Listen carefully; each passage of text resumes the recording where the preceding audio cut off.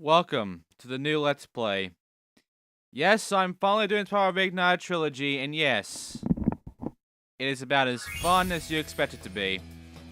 So yeah, I'll be 100%, and I'll be going through Artisans for this part. And by the way, I have not updated this game. I just got it recently, and yeah, what you're seeing is basically me going through Artisans or Spyro 1 without the patch, which means I don't have Spyro 2 or 3 ready to go yet. So yeah, things will be a bit glitchy, things will be a bit off, but you know, it'll get a bit better when we get on. But yeah, let's do this Spyro 1, shall we? It's gonna be the same as Reignited Trilogy, by the way. It's gonna be 100%, all bullshit completed, nothing left behind. This Spyro's gonna be easier than Crash, so I mean, that's good enough.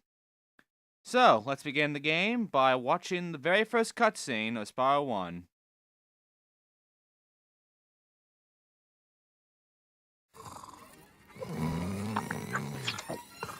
Okay, rolling. It's been peaceful here in the Five Worlds, or is it 6? For a dragon's age, we now have 12,000 treasure, or is it 14,000? What about this Ganasty Ganok character? Now, I understand he's found a magic spell to turn gems into warriors for his cause. I'll take that question. Nasty Nork is a simple creature. Simple? He has been contained in a remote world and is no threat to the Dragon Kingdom. No threat? Besides, he is ugly. Ugly? That does it!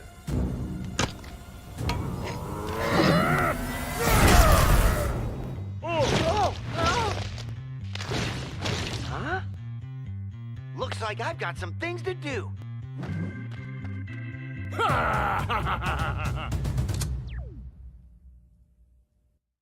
Okay, so first things first, the recording for this part did get a bit fucked up, so unfortunately there's going to be a bit of a desync going on along for this part.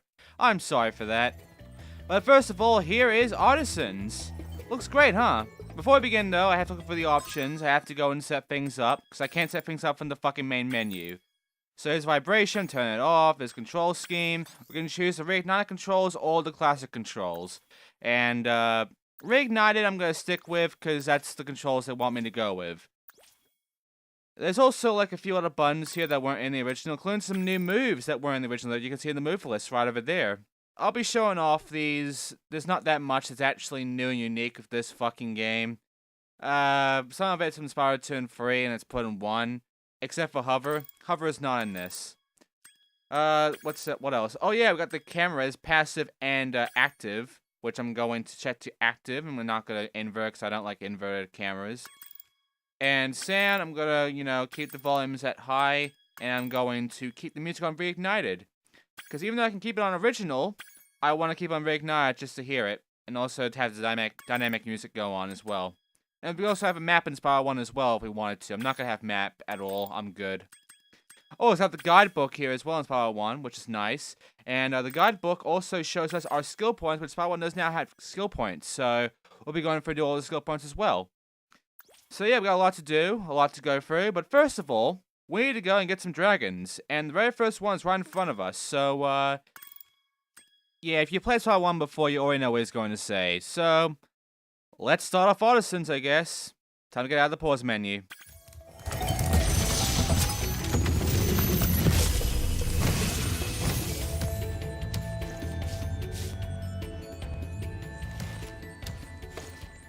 Thank you for releasing me, Spyro.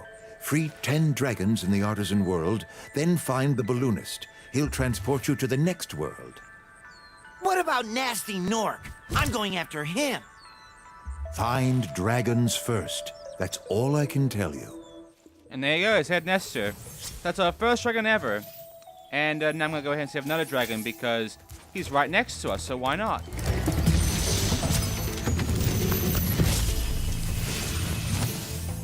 Where's Nasty Nork? I'll torch him. Keep your horns on, Spyro. You have much to learn first. Do you know what the dragonfly following you is doing? His name is Sparks, and he's helping and protecting you. Keep an eye on him and see what I mean. Yeah, you can see the desync starting to happen there, huh? It's only happened in this recording, though. I'm pretty sure it's not going to happen again, but I haven't gone that far in the game yet. So, yeah. But as for this, I mean, it's Artisans. That's the main thing I'm going to pretty much be saying throughout this. Like, I'm pretty sure most of the people that watch my videos have played or have seen a playthrough of Spyro 1 before on PS1. I don't think, like, any of you have missed out on Spyro 1 before. Hell, I'm pretty sure if you're like 9 years old, I'm pretty sure your fucking father or whatever lets you play on the PS1 or on emulator or whatever, and you already played this game before. But, yeah, we're doing Sunny Flight first because it's the Speedway, and I always go for the Speedway first, so...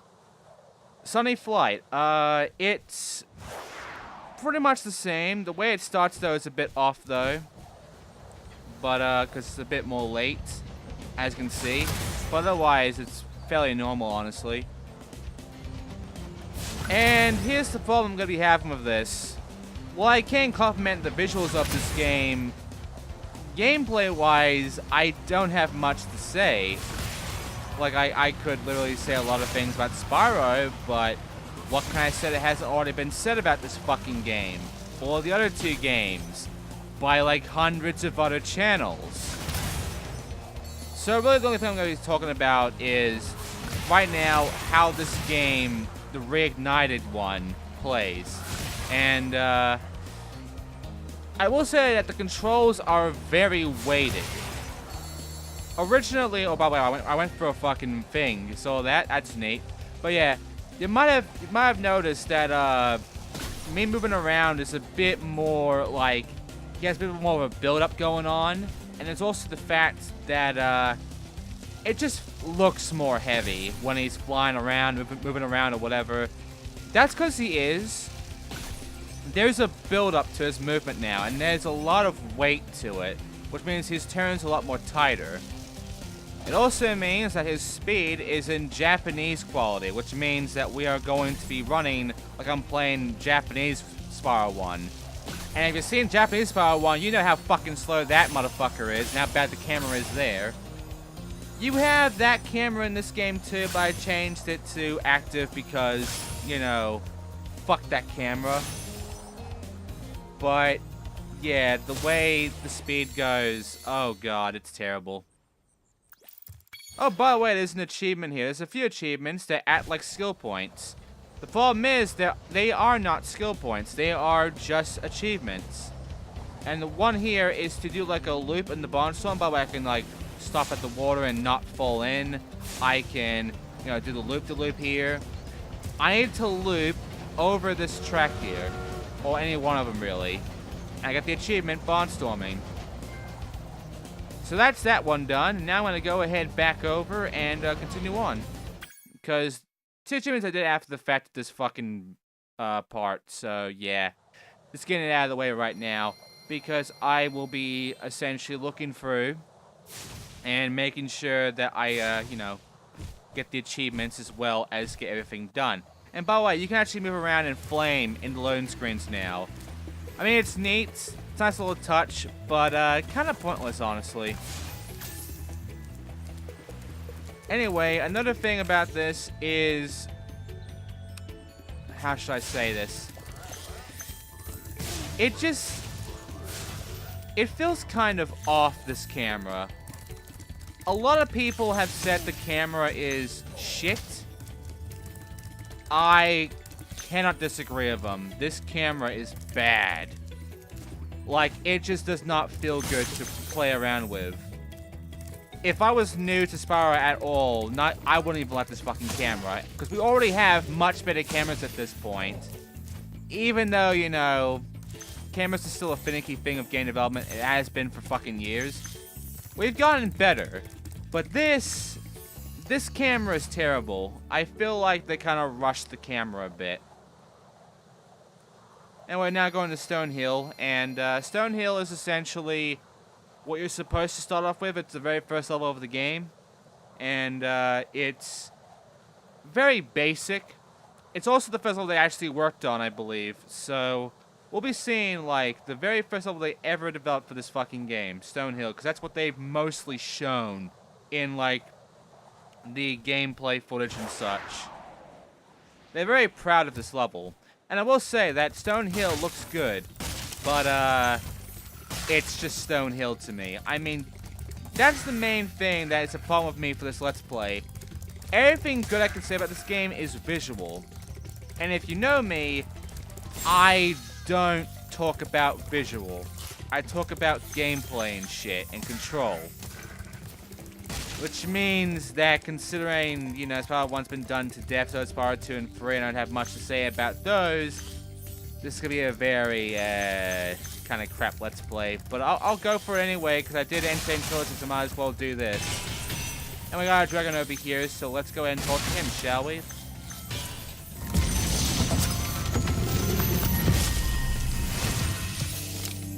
When you free a dragon or step on one of their platforms, you're saving your progress.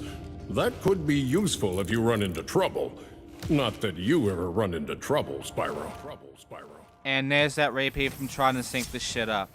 I've only sunk in the fucking dragons, because if I sync up the rest of this, there's no point, because you'll find out later why. But right now, you know, there's a lot of shit here. There's lives, there's gems, and I guess I'll explain it bit by bit, but first, dragon.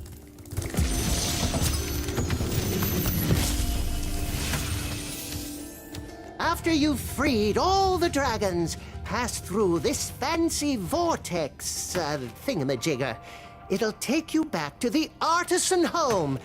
But first, let me tell you a story. No thanks. See ya! See ya! I will say that there is a bit more dialogue going on, a bit more personality going on with these dragons than there were in the original, which I like. Because in the original, there was a lot of just like, fucking, thank you for rescuing me. And that was it. Thank you for releasing me. That was about it. That was the gist of most dialogue. Just thank you for releasing me, and then they fuck off. But in this game, they actually did add in a lot more than just that, which I appreciate. Another thing I appreciate is, essentially that the game works well. It works fine for a remaster. It doesn't suck too hard, luckily. And by the way, here's the chest for the lock. And here's another dragon for us to talk to.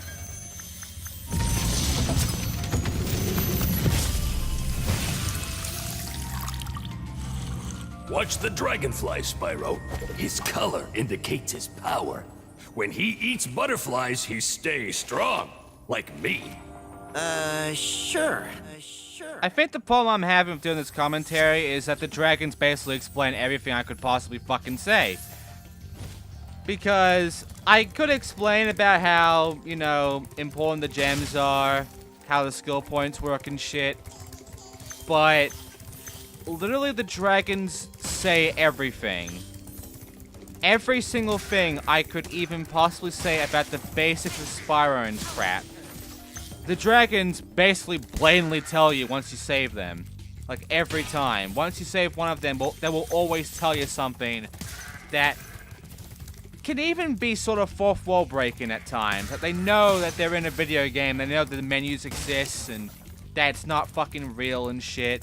It's kind of weird. It's kind of awkward. I do like the fact they added more dialogue and shit, like they got that flame going with the grass, but still. Oh, by the way, another fucking dragon to tell us shit.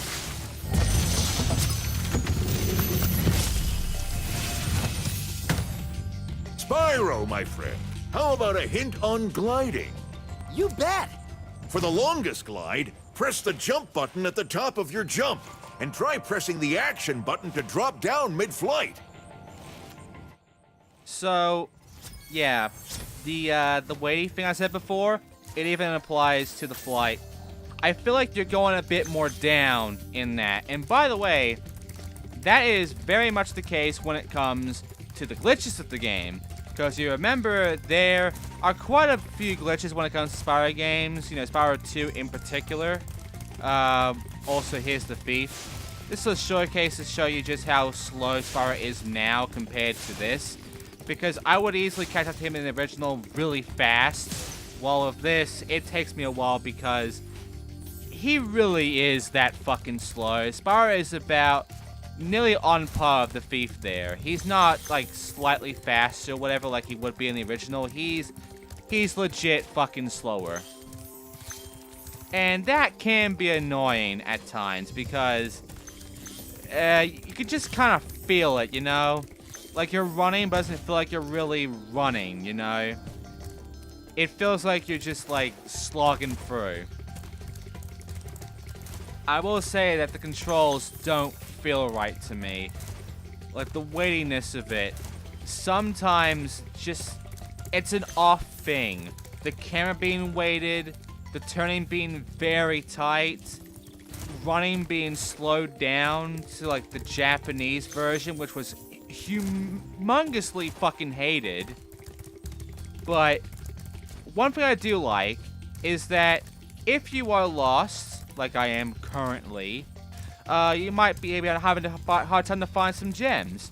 Well, if you press the, I believe, L3 or R3 button, Sparks will actually pinpoint you to a gem.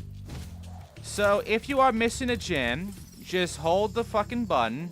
Don't run, or else he stops doing it.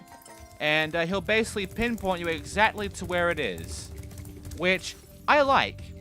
It's helpful for newbies, and it makes 100% a lot more easier for people when it comes to gems. That being said, I don't really need this, but I do want to showcase this at least, which is why I missed this gem deliberately. I mean, as you can see, it does work out well. It's not fucked or anything. It's not like Sparks is looking at the wrong spot or whatever. He knows where the gem is. Now, next up, I'm going to show an achievement for this area, which I have to burn like 10 sheep in order to get an achievement for this. And then I'm going to show the skill point for this area, which is the first skill point of the fucking area, of these levels. The first skill point of the homeworld I already got, but for the fucking levels themselves is where it begins. So first of all, 10 sheep, you get to the achievement right here. And now, I have to go and find and burn this pink tulip. A singular pink tulip, just right here. And now it's burnt. Now we can leave. So what's the point of doing all these skill points? Well, there's an art gallery, which I'll be showing off in the basically end of this Let's Play. So at the very least, you'll be able to see that. But yeah. That was a good level, I will say that much. But I already know it's a good level. That's the problem. I can't really say anything new about this. What I can say, though, is that this desync shit going on right now, it's going to be over very soon when I talk to this dragon over here.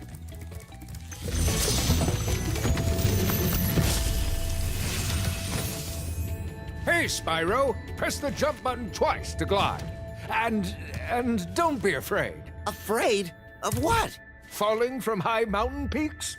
Plummeting into prehistoric glaciers? Oh, that. I do like the expressions, and I do like Tom Kenny for voicing Spyro here. I mean, yeah, I'm sure people are a little iffy and pissed off at the original Spyro voice actor not doing Spyro 1, but, hey, Tom Kenny is great, so you can just shut the hell up. And, yeah, I mean, a lot of the voice actors here are great. We will get to the bad voice actors, you know, the bad voices that people are just not very good with, and even I'm a bit with. But for now, Spyro 1 doing pretty good so far. Spyro 1 is selling me so far, but the problem is, it's Spyro 1, which has always been known as like the basic sort of like beginner level of the series. People love Spyro 2 and 3. People don't really care too much about Spyro 1. I mean, you can look back at it now and, you know, enjoy Spyro 1, but it's just like a lot of people love 2 and 3, and not so much 1. Same thing for Crash. People love 2 and 3 of Crash, and people do not like 1. Though, for completely different reasons as to why people don't like 1. But, yeah. With this one, I mean, we're going to Town Square, and this is where people start having problems because they believe that the lighting here or whatever is off. I think the lighting's accurate to how it's supposed to be, and it looks good. Like, it does look fairly good for Town Square. Anyway, Dragon time.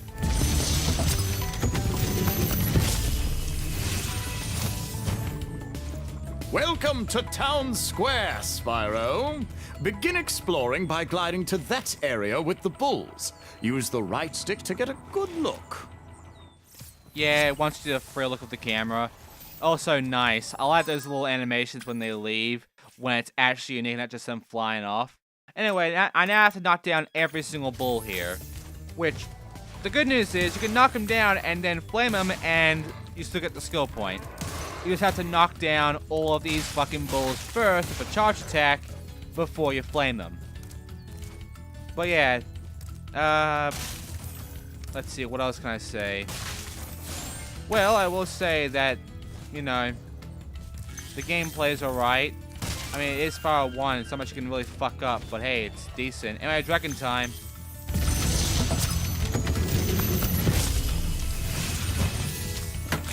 Thanks, Spyro. I had the worst itch on the tip of my wing. Did you know that you get your longest glides by pressing the jump button at the very top of your jump?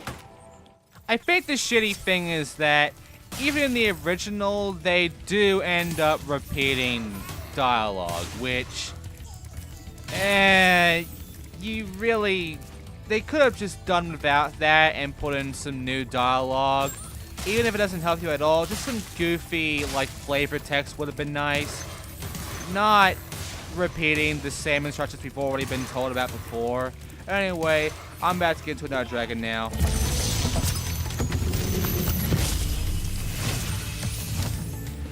Spyro, did you see a man dressed in blue running around here? He's a thief, and he's stolen a dragon egg. You've got to track him down and get that egg! Run! Run! I'm getting a little winded. You see? You see that? That's how you should do it. That's how they should be doing it. Just some goofy fucking shit while explaining a little bit of a thing that's in the level or whatever, and that's it. Just a little special little thing, or just a small thing or whatever. But still, it fits, you know? Not just telling me how to glide at the highest point of my jump. Because when you say it twice, it starts, you know? It starts to get a bit... At least the good news is, you know, Spyro 1 is the only game where we have to save dragons. It's gonna stop after Spyro 1, luckily. But we're gonna be seeing a lot of moments where I'm gonna be stopped by dialogue by these motherfuckers, and it's not gonna end. By the way, skill point. So now I got that out of the way, I can just go ahead and go to the gems, get the dragons out of the way, which, by the way, last dragon is right over here.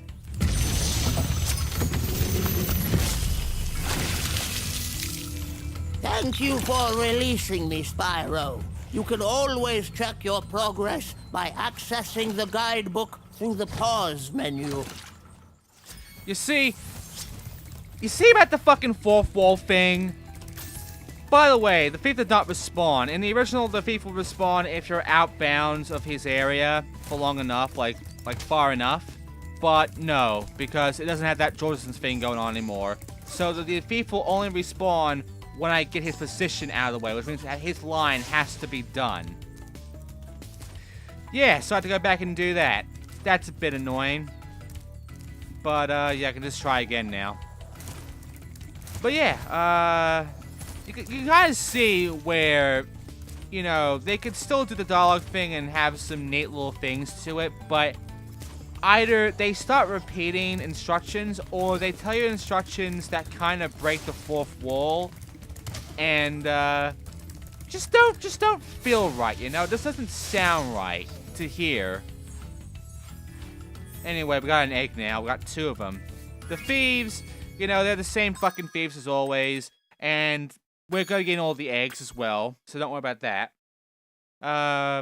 Of course, you know of how slow Spyro is. It's going to be a little bit harder because it is going to take me a little bit to actually take care of these pricks due to how slow Spyro runs and just how weighty it all is. You're going to be hearing me saying a lot of that. Weighty.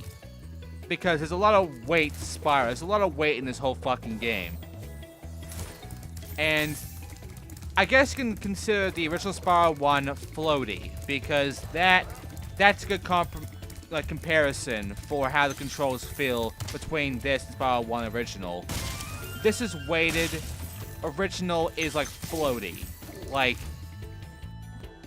the gravity has just been dropped heavily in this version compared to the original, which was a lot more loose. Anyway, now for Dark Hollow, which not many people actually like. I don't mind it. I actually find Dark Hollow's music to be pretty neat, and I also like how I got 777 there. Neat. I also like how this level is designed too. There's human here for flaming those 2 little fireworks, which I'll be dealing with soon, but there are no skill points here. Not every level will have a skill point. So at the very least, I don't have to worry about that shit too much. But I will begin all skill points. I gotta do it. It's for 100% reasons. And yeah, because of the way the controls are of turning and shit, it makes it awkward to really aim. And also the camera, you know, it ain't that good. It doesn't help me too much. You're gonna be seeing wrong with the camera later on. In fact, I'm pretty sure you will. Anyway, Dragon time.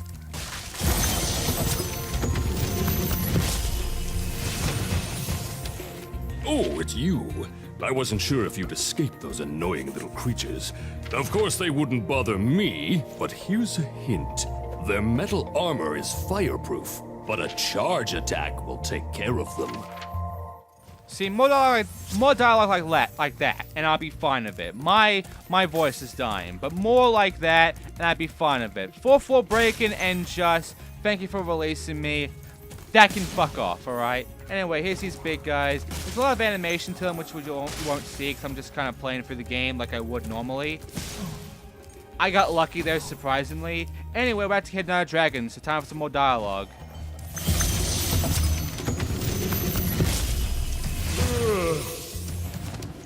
Spyro, wanna know a secret? Use the action button when you want to zoom in and look around. Oh, your secret's safe with me. It's not a secret. It's really not a fucking secret. That's an actual dialogue from the game, I'm pretty sure, and even the original game was just like, it's not a secret. Anyway, just gonna go ahead on back. It's got the key now, I got the gems in this area, and now we can go and unlock that fucking chest. And now it'll be like the first half of this area done. And yeah, you're pretty much getting the gist of how it's gonna work, Every level is extremely short. It's very easy to just go through the entirety of the game, all 3 of them, in a day. Which is very surprising to me.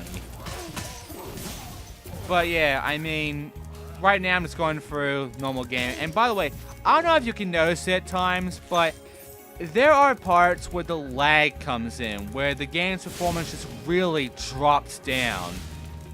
Like there's way too many enemies on the screen, way too much going on, I believe. And the game can't really handle it that well.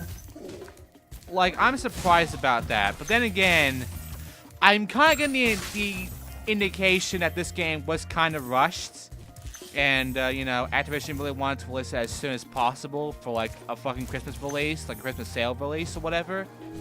So, I mean, you know, things being very off or glitchy or whatever, that's gonna be a thing. However, Spyro 1 has always been known as, like, the most non-glitchiest of the 3. It's always been the most, you know, stable.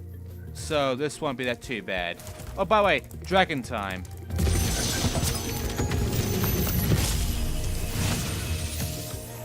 Big enemies like this Nork with the club cannot be charged, but a quick flame, that should defeat them. I do love their designs, these dragons. I do like how they have their own personalities and their looks and what they have and everything. It's honestly great. It does improve, like, everything about getting these dragons. Because when you get the dragons originally, it's just like, oh, I got the dragons, I'll skip it, blah, blah, blah, who gives a shit. But now, I actually want to watch the fucking cutscenes, because it's interesting to see what kind of design they have, and just how they act, what kind of personality they have. I mean, we'll never see them ever again after this fucking game, but it's still interesting to witness, even for anyone new to the series. Anyway, another dragon, please.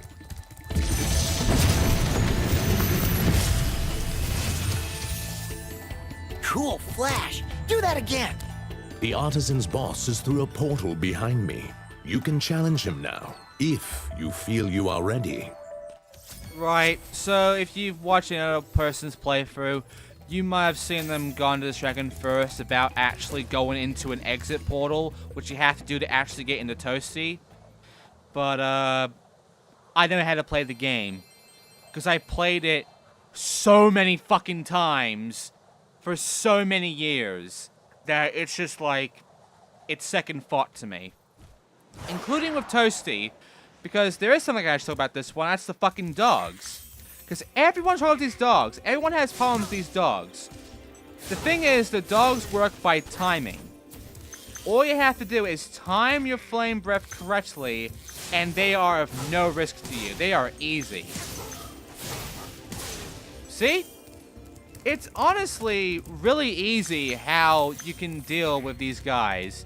And yet, so many people get fucked by these dogs. And I can see why. Because they spam the flame button automatically trying to get them. But they hit the flame too early. And the hit detection part has not been activated yet. Which means that as soon as you hit them again, it won't register. Which means your flame won't do shit. Which means they'll attack you. Now to be fair, there's also more of a delay in your flame in the original. While in this one, you know, oh, by the way, there's these panes here. You couldn't really see the panes too well because it's all pixelated and such. But here it's actually pretty good. In fact, one of the panes here is actually, I believe, a level in the second game, Spyro 2. So that's actually pretty neat. That's actually a nice little Easter egg there, I guess. Anyway, the thing about these dogs is that if you flame too early and you don't end up actually hitting them, it's because their animation, they still can't be hit when they're doing that little jump. You have to wait a little bit. So if you time just right, you'll be fine.